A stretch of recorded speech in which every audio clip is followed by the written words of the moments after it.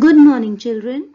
Today in our first chapter, that is whole numbers, we will learn properties of whole numbers. Before moving ahead, let us take a quick recap what we already know about whole numbers. We know that counting numbers 1, 2, 3, 4 and so on are called natural numbers. Then if we add 1 to a natural number, we get its successor. If we subtract 1 from a natural number, we get its predecessor. If we add 0 to the collection of natural numbers, we get a collection of whole numbers. In a number line, whole numbers begin with 0 and keep on going to the right of 0 at equal interval. Children, before moving to the properties of a whole number, I have a small poem on whole numbers for you. So let us enjoy together. 0, 1, 2, 3 and 4. Whole numbers are many more. Go on, count on, my friend.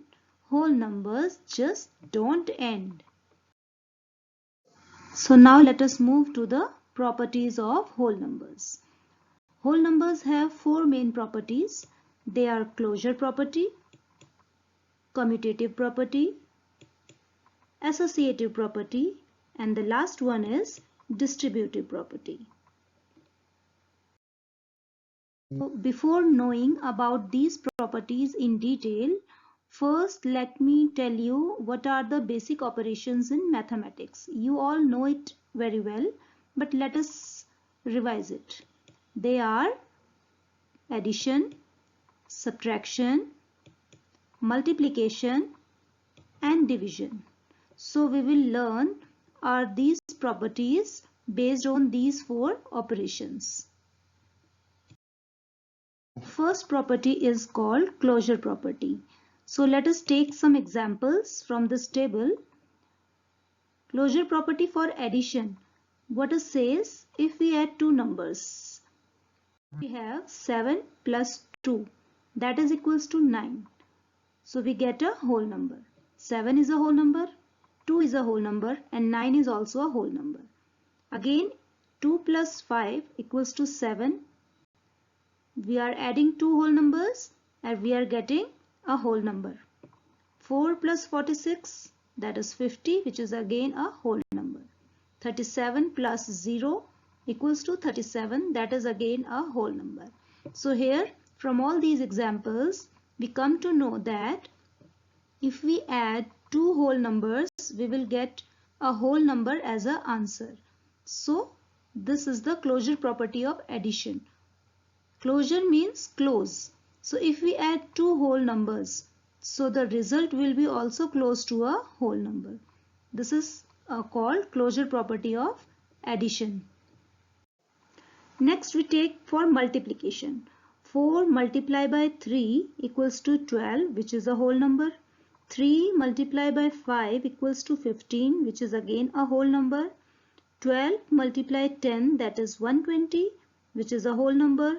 And 473 multiplied by 0 equals to 0, which is again a whole number. So we can say that if we multiply two whole numbers, the result will be a whole number only. So this is our closure property under multiplication. So from all these two tables, we come to the conclusion that whole numbers are closed under addition and multiplication, both. So now let us see for subtraction. 6 minus 2 gives us 4, which is a whole number. 36 minus 0 equals to 36, which is again a whole number. 4 minus 7 means if you have 4 chocolates and suppose you have to give 7 to your friend, so how will you give? You have 3 less chocolates, so you have to borrow 3 from someone else. So 4 minus 7 gives us minus 3, which is not a whole number. Again 0 minus 6. If you have nothing, so how can you give 6 chocolates to your friend? It means you have 6 less chocolates. So answer will be minus 6, which is again not a whole number. Now let us take for division. If we divide 12 divided by 2, we get 6, which is a whole number. 36 divided by 12 gives us 3, which is a whole number. 4 divided by 12 means 4 by 12, or we can say 1 by 3. It is not a whole number, it is a fraction. Again 0 divided by 6. 0 divided by 6 gives us 0, which is a whole number. From all these examples, we can conclude that whole numbers, subtraction of whole numbers can give us whole number, or it may not be a whole number. Similarly, division of whole numbers can be a whole number, or it cannot be a whole number. So the result is whole numbers are not closed under subtraction and division. One more point is to be noted, that division of any number by 0 is not possible. It is not defined. That is 7 divided by 0, 5 divided by 0, 9 divided by 0. Any number divided by 0 is not defined. Next we have commutative property. Commutative property says that if we interchange the numbers, the order of the numbers, the result will remain same. Let us see this property for all the 4 operations. First we have addition. If we add 7 to 2, we get 9, or if we add 2 to 7, we get 9. So the order of the number doesn't change the result. This is called commutative property. So it holds true for addition of whole numbers. Let us take for subtraction. 5 minus 2 gives us 3, but 3 minus 5 gives us minus 2. So this property doesn't hold true for subtraction because the result is changing here. Now for multiplication, 4 multiplied by 6 gives us 24, and 6 multiplied by 4 also gives us 24. So this property holds true for multiplication also. Next we have division. 24 divided by 2 gives us 12, while 2 divided by 24 gives us 2 by 24, that is 1 by 12. So the result is not same if we change the order of the number. So this property doesn't hold true for division of whole numbers.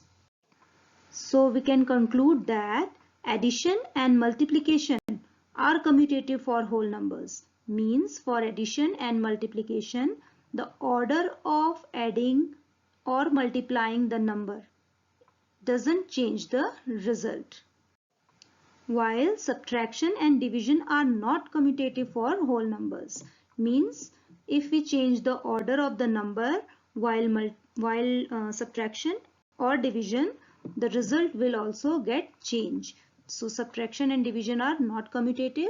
Addition and multiplication are commutative for whole numbers. Now next property is associative property. Associative property states that if we are adding or multiplying more than 2 numbers, then it doesn't matter how we group them. For example, if we have 3 numbers A, B and C and we are adding them, then it doesn't matter how we are grouping these 3 numbers. Right? A plus, then first we will add B plus C and then we will add A to it, or first we can add A and B and then the result will be added to C. The result will remain same. So this is what associative property. Now let us take some examples for all the 4 operations on associative property. Now for addition, if we add 3 numbers, first we are grouping 2 and 3 together. So 2 plus 3 will become 5 and we will add 7 to 5, we get 12. Again, if we are regrouping these numbers, first two numbers, 7 plus 2, we get 9. Then we will add 3 to it. We again get same result, 12. So we can say that addition is applicable on associative property. Then for subtraction, 2 minus 5 minus 3. First we are grouping 5 and 3. 5 minus 3 we get 2, and then 2 minus 2 is 0. Then we are grouping 2 and 5 first. So 2 minus 5 gives us minus 3. Minus 3 and minus 3 will gives us minus 6. So here the results are not same. So we can say that for subtraction, associative property is not applicable. Then for multiplication, first we are grouping first two numbers together. 5 multiplied 2, that is 10. Then 10 multiplied 3 gives us 30. And then again we are changing the grouping of numbers. First we are grouping 5 and 3 together. 5 multiplied 3 gives us 15. And then 15 multiplied 2 again gives us 3. So we can say that associative property is applicable in multiplication.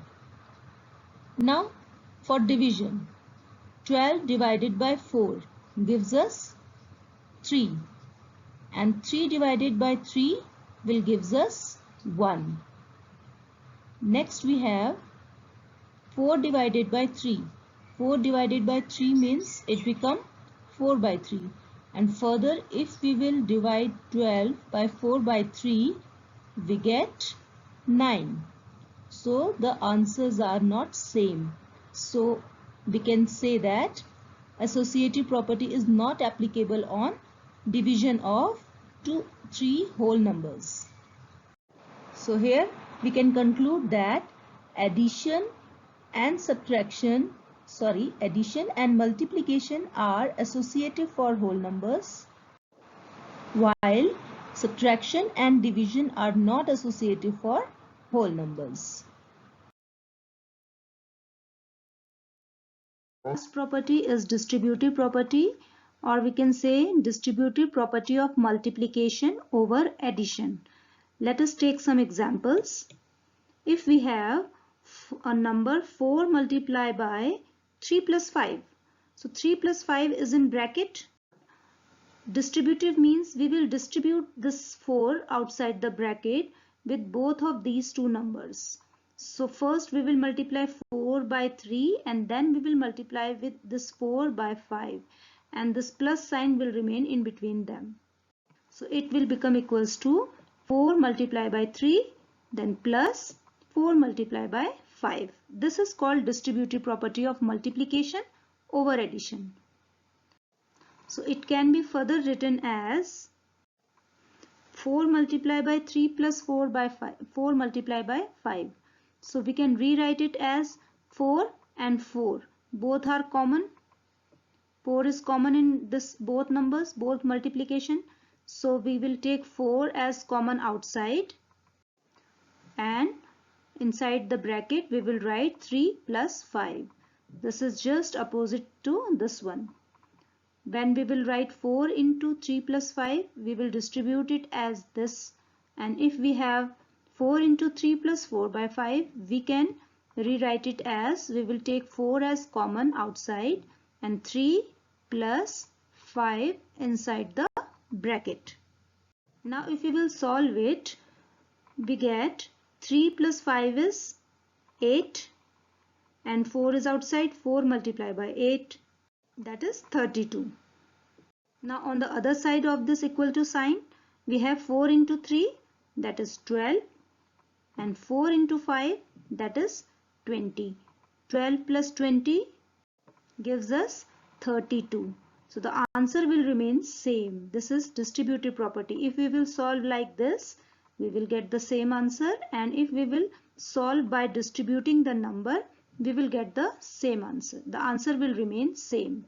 So here also if we will solve it, 4 multiplied by 3 is 12 and 4 multiplied by 5 is 20. So the answer is 32. Again, this side of the equal to sign, we will solve it. First, we will solve the bracket. 3 plus 5 gives us 8. 4 into 8 will gives us 32. So the answer will remain same.